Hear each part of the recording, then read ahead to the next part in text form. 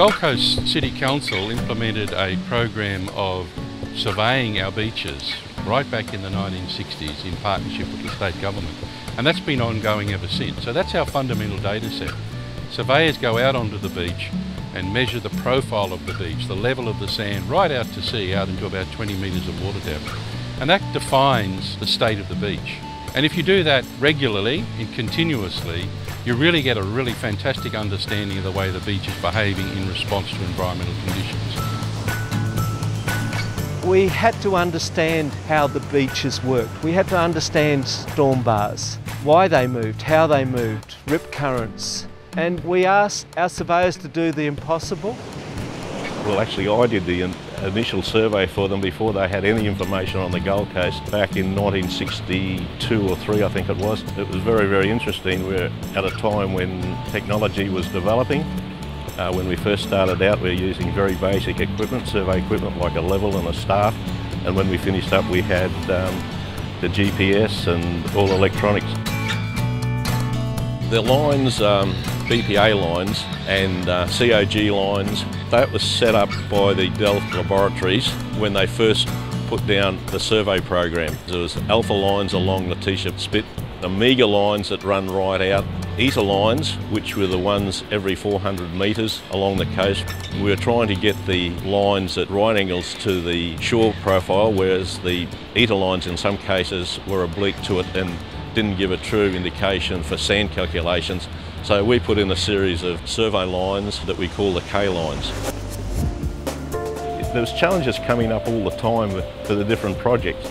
Under the Delft report, they gave a program where beaches had to be replenished. And of course, the biggest problem was finding sand to do that.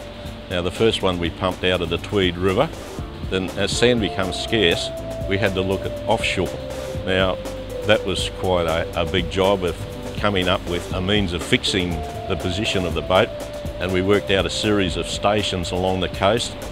After that, we picked the areas from the seismic work, and then we'd use divers to go down and analyse the sand and get it checked out whether it was suitable. And of course then they'd let the contract, and then they actually brought in very large dredges from Holland, and we'd monitor the discharge. So there's things like that really everything was a challenge, and you were improving all the time. As you went on, you'd work out a different way of doing it or a better way.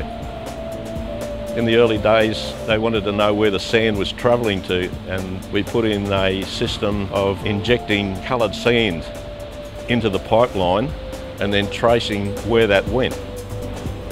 I tried to set a very high standard when we took over in 1972.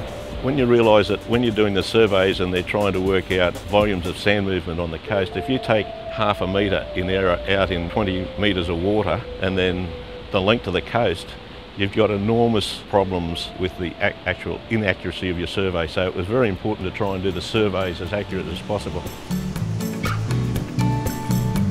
You've got to keep monitoring the beaches because the data you take now probably won't be real important till about 10-15 years time when people are actually studying it.